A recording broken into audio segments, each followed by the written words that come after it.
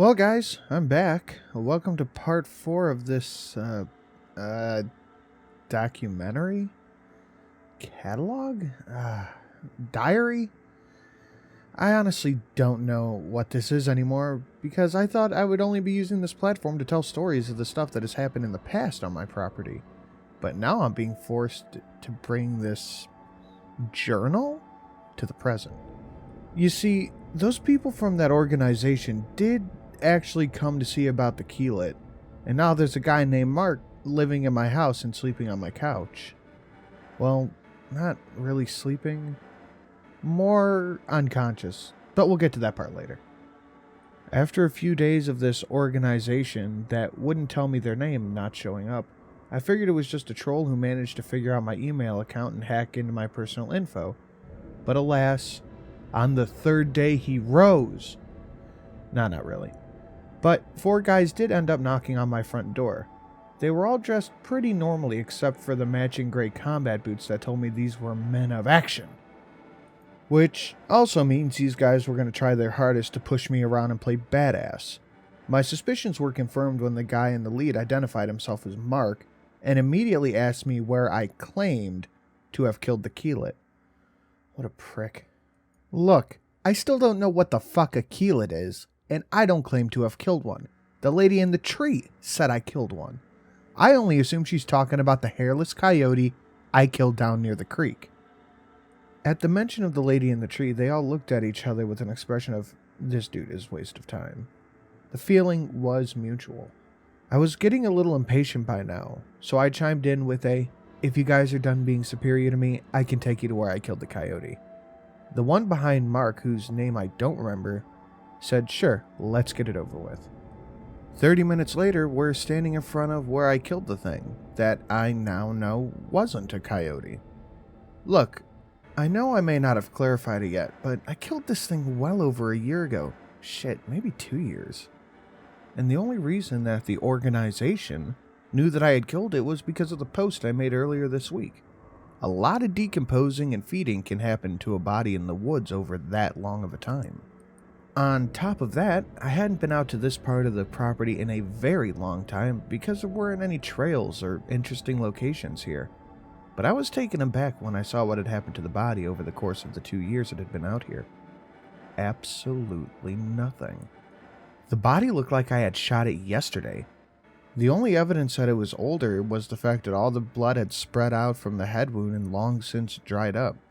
But the skin, the face, and the fur on its paws were completely preserved. It only had fur on its paws, which was odd. When we got to the body, the snickering crew of the 4 went dead silent. You said you killed this thing 2 years ago, didn't you? Said Mark. Yeah, but I hadn't been down here ever since. Why is this thing still preserved like that? What the hell is happening? I questioned. One of the guys who hadn't said a word up until this point chimed in. Keylets are so unnatural and dark, nothing occurs in nature that will have anything to do with an authentic one. This includes bacteria, fungi, and scavenger animals. Then he muttered something about this being a level 107 beast.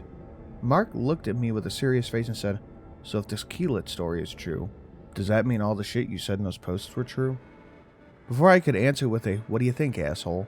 A low, raspy laughter started all around us and began closing in. It was coming from all directions. We looked up from the body to see at least 50 hooded figures surrounding us, laughing menacingly.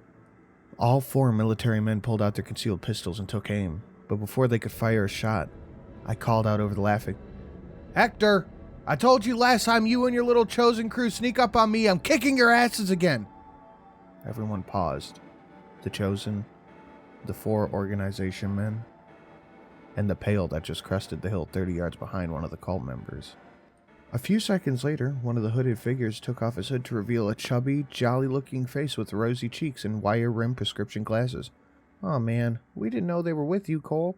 We thought they were trespassers. We're sorry," Hector said with a downcast gaze. "Why do you even need them to begin with?" I retorted.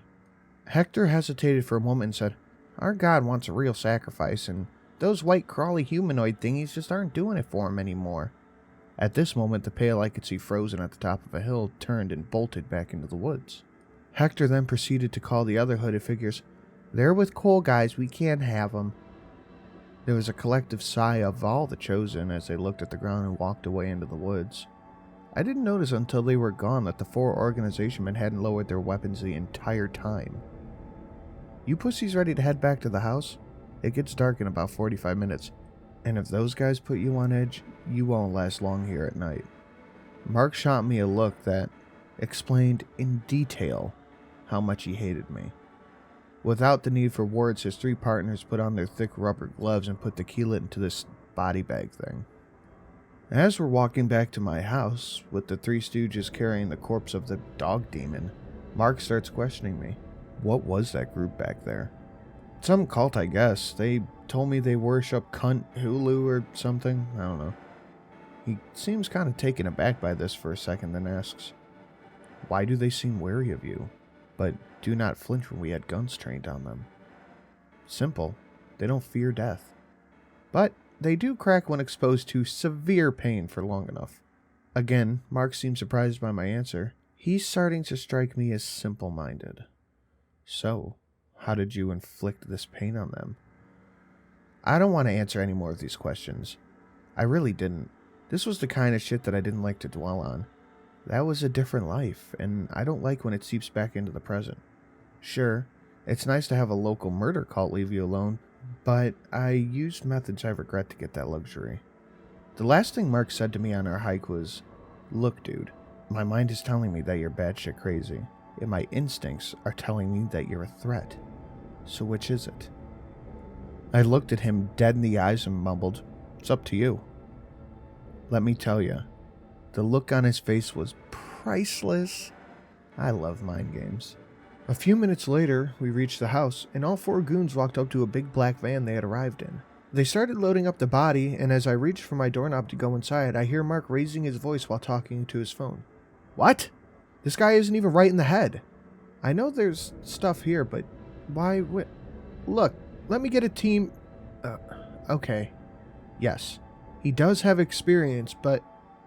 Wait, what did you just say? Then he stares at me with a mixture of confusion and disbelief. They told him where I came from. I could tell by the way he looked at me. He hung up the phone without any more arguing and began to walk over to me. As he reaches me, he says, "My higher-ups told me that I need to stay here with you for a while and keep an eye on the activity around here." I responded with, "You can't be serious." "I wish I wasn't." He said, then added, "They also wanted me to remind you that you didn't pay for this property or the house." With that, I opened up the door with my best butler impression and gestured for him to enter my home. As he walked through the door and dropped what I assumed to be his emergency bug-out bag on the floor, he froze. Can I just say one thing real quick? Fuck Skinny. I didn't hear how heavily he was breathing at first because of the van making noise as it's driving away. But as those sounds faded, I realized Mark was breathing like he had just sprinted a marathon. His eyes were trained on the window with his body completely rigid, with his hand on his hip ready to draw his gun. I followed his gaze to the window, where I confronted Skinny many times before, and sure enough, there he was. Only this time, he wasn't someone that I recognized. This time, he was a fairly attractive, tall, athletic blonde woman. She was smiling and holding a heart-shaped balloon. Upon closer inspection, I could tell the balloon read, "It's a girl." I rushed in front of Mark to try to snap him out of whatever trance he was in, but soon I realized tears were welling up in his eyes. By this I gathered that the woman was no longer with us, and the girl most likely wasn't either. Fuck you, Skinny. I calmly started explaining what Skinny was to Mark, but soon after, he stopped. "I've read the stories, Cole. I know that you've talked about this thing before, but I'm trained to handle these kind of things. Don't worry about me, because I'm going to fucking kill it." With that, he made a mad dash to the back door in an effort to get outside and confront Skinny. I managed to block him and push him to the ground by saying, "He won't come inside, so just keep your shit together and we live." Mark wasn't in a listening mood, though. He jumped back to his feet straight into a fighting stance. Great. After a second, he threw a fast left hook straight to my face, but it wasn't fast enough. I ducked under the swing and connected with my elbow on the inside of his chin. He went out like a light. By the time the scuffle was over, Skinny was gone. I put Mark on the couch and now I'm typing this, thinking about going through his computer before he wakes up. Anyways, that's it for today. So please, if anyone knows what a keylid is, please let me know. What did I kill? And what did Mark mean when he said he was trained to deal with this kind of stuff? What is he, a monster hunter or something? I'll try and get some answers before my next post. See y'all soon.